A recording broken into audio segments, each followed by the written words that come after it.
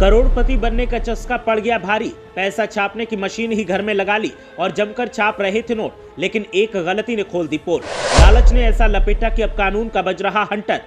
जल्दी अमीर बनने की चाहत ने बना दिया शातिर अपराधी, अब लंबे रपेंगे। सालों से आरोपी छाप रहे थे नोट। पुलिस ने जब खंगाली डिटेल तो पूरे के पूरे सिंडिकेट का हुआ खुलासा। इस जालसाजी के तार बहुत ऊपर तक जुड़े हैं। दिल्ली पुलिस ने जब बदायूं जिले में एंट्री ली और एक के बाद एक कई शहरों और कस्बों में जाकर छापेमारी की तो फिर हल्ला मच गया और सब इस बात को लेकर हैरान थे कि आखिर हो क्या रहा है। लेकिन जैसे जैसे लोगों को जानकारी मिल रही थी, कोई मुंह पर हाथ रखकर हैरान हो रहा था तो कोई माथा पीटता हुआ वहां से खिसक रहा था। किसी ने नहीं सोचा था कि एक प्रधान के परिवार का सदस्य ऐसा करेगा और सरकार को ही चपत लगाने का काम करेगा। विशेष समुदाय के कुछ लोगों को पुलिस ने गिरफ्तार किया और जब गिरफ्तारी में उनकी जालसाजी का खुलासा हुआ तो फिर सब दंग रह गए कि ये सब बंद कमरे में ऐसा कारनामा अंजाम दे रहे थे और किसी को कानो कान खबर तक नहीं हुई।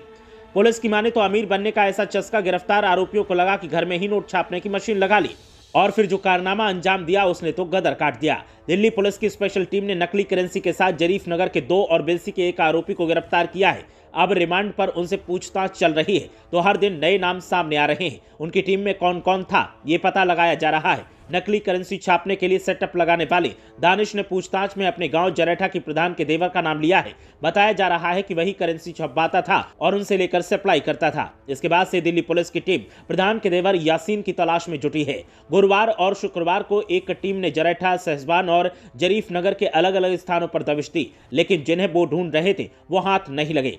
दिल्ली पुलिस की स्पेशल सेल की टीम ने 30 दिसंबर को नकली करेंसी के साथ जिले के थाना जरीफ नगर क्षेत्र के गांव जरेठा निवासी दानिश अली, उस्मानपुर निवासी आसिफ और बिलसी के गांव बेहटा गोसाई निवासी सरताज को गिरफ्तार किया था। उनके पास से बड़ी मात्रा में नकली भारतीय मुद्रा पकड़ी गई थी। उन्होंने बताया कि वो कई सालों से ये काम कर रहे हैं, जिसके बाद पुलिस ने 2 जनवरी को उन तीनों को दिल्ली की पटियाला हाउस कोर्ट में पेश किया था। तब से तीनों पुलिस की रिमांड पर हैं और उनसे पूछताछ जारी है। बताते हैं कि पूछताछ में उन्होंने जरेठा गांव के प्रधान के देवर यासीन का नाम लिया है। बताया कि यासीन ही इस धंधे का मुख्य सूत्रधार है। वो कई दिनों से इस धंधे से जुड़ा था। उसने ही दानिश को इस धंधे में लगाया। उसने ही सेटअप लगाने के लिए रुपयों का निवेश किया था।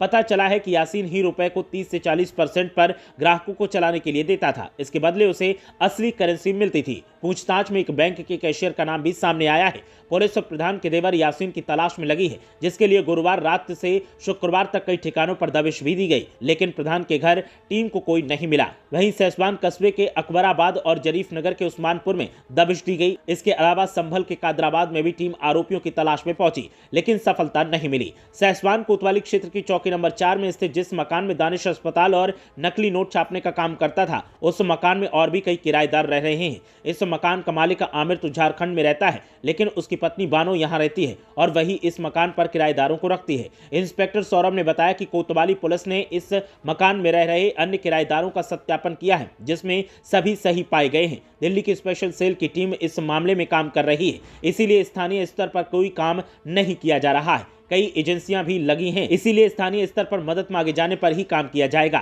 टीमें आ रही हैं, जांच कर रही हैं। स्थानीय पुलिस को इसकी कोई जानकारी नहीं दी गई, लेकिन मामले में खुलासे ने हंगामा खड़ा कर दिया है और अब हर तरफ इसकी चर्चा हो रही है। सवाल इस बात का है कि आरोपी सालों से ये काम कर रहे थे, लेकिन किसी को कोई सुराग नहीं मिला और जब तक सुराग मिला तब तक आरोपी तमाम कांड को अंजाम दे चुके थे। ब्यूरो रिपोर्ट, मीडिया हलचल।